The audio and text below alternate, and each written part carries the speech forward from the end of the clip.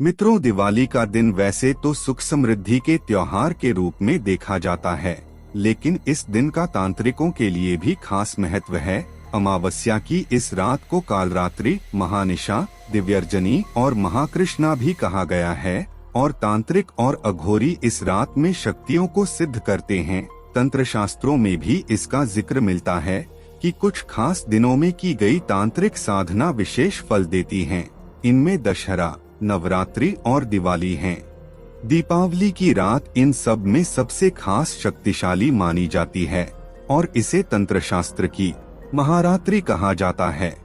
इस रोज जब सूर्य अस्त हो चुका हो और चंद्रमा भी अमावस्या के कारण निस्तेज हो जाए, उसी वक्त तंत्र विद्या के जानकार शक्ति अर्जन का काम शुरू करते हैं।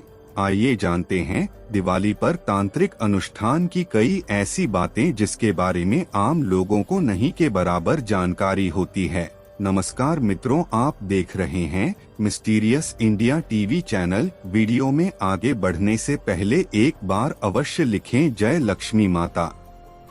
साल 1885 में छपी बज़्म आखिर में मुंशी फैजुद्दीन देहलवी ने मुगलों के काल में भी दिवाली के दिन तंत्र साधना का जिक्र किया है। इससे बचने के लिए दिवाली के दिन किसी भी कर्मचारी को महल परिसर से बाहर जाने की इजाजत नहीं होती थी।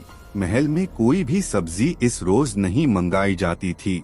अगर कोई बैंगन, कद्दू, चुकंदर या गाजर खाना चाहे तो पहले उसे छीलकर तब ही इस्तेमाल किया जाता था। ऐसी मान्यता थी कि इन फल सब्जियों के जरिए महल के हरम की औरतों पर बाहरी व्यक्ति काला जादू कर सकता है। मुरैना से 40 किलोमीटर दूर मितावली में एक पहाड़ी पर 64 योगिनी मंदिर स्थापित है। इसे 9वीं सदी में प्रतिहार वंश के राजाओं ने बनवाया था। नवरात्रि और दिवाली पर इस मंदिर में तांत्रिकों का जमघट लगता है। रात रात भर तांत्रिक अनुष्ठान किए जाते हैं। चंबल के इस मंदिर में देशी ही नहीं, ऐसे विदेशी भी आते हैं जो सनातन धर्म और तंत्र मंत्र पर विश्वास करते हैं। इस मंदिर को एक जमाने में तांत्रिक विश्वविद्यालय कहा जाता था। उस दौर में इस मंदिर में तांत्रिक अनुष्ठान करके सिद्धियां हासिल करने के लिए तांत्रिकों का जमावड़ा लगा रहता था। अभी भी यहाँ कुछ लोग तांत्रिक सिद्धियां हासिल करने के लिए यज्ञ करते हैं। खास तौर पर दिवाली और नवरात्रि के दिनों में यहाँ विदेशी भी तांत्रिक अनुष्ठानों में शामिल होते देखे गए हैं। वूडू ब्लैक मैजिक दिवाली पर की जाने वाले तांत्रिक अनुष्ठानों में से एक है। इससे काली शक्तियों को बस में किया जाता है ताकि अपने शत्रुओं का अनिष्ट किया जा सके। हालांकि शिक्षा का प्रचार प्रसार होने के बाद से इस तरह की चीजों से लोगों का यकीन कम हुआ है, लेकिन कुछ खास तबकों में अब भी ये प्रैक्टिस की जाती है।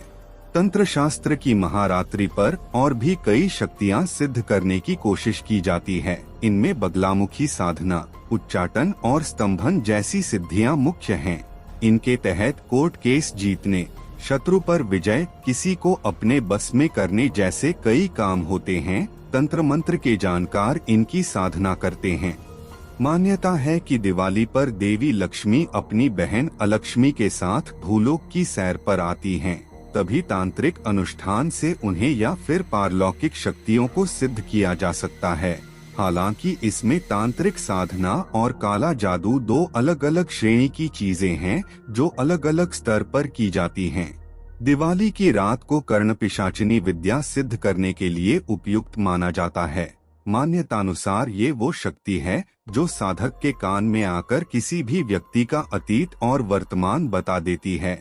कर्ण पिशाचिनी के जरिए भविष्य नहीं देखा जा सकता, लेकिन इस विद्या के जानकार लोगों को प्रभावित कर उनसे पैसे ऐंठने में सफल रहते हैं। दिवाली के करीब उल्लुओं, रेतीली जगहों पर पाए जाने वाले एक खास किस्म के अजगर, काली बिल्ली और 20 नाखूनों वाले कछुओं की मांग रहती है। तांत्रिक अनुष्ठानों को सिद्ध करने के लिए इनका उपयोग होता है। माना जाता है कि इन्हें पाने वाले व्यक्ति पर तांत्रिक शक्तियां कृपालु हो जाती हैं। इस महारात्रि पर ब्लैक मैजिक यानी काला जादू भी साधा जाता है। इसमें परालौकिक शक्तियां निजी स्वार्थों या अक्सर किसी के अनिष्ट के लिए सिद्ध की जाती हैं। रॉबर्ट एम प्लेस की किताब मैजिक एंड एल्केमी में इसका उल्लेख मिलता है कि व्हाइट मैजिक की तौर पर ब्लैक मैजिक का जन्म हुआ। खराब इरादों की वजह से इसे लो मैजिक भी कहा जाता है। ज्यादातर साधनाएं श्मशान में की जाती हैं और रात 12 बजे से शुरुआत होती है, जो सुबह 4 बजे तक चलती है।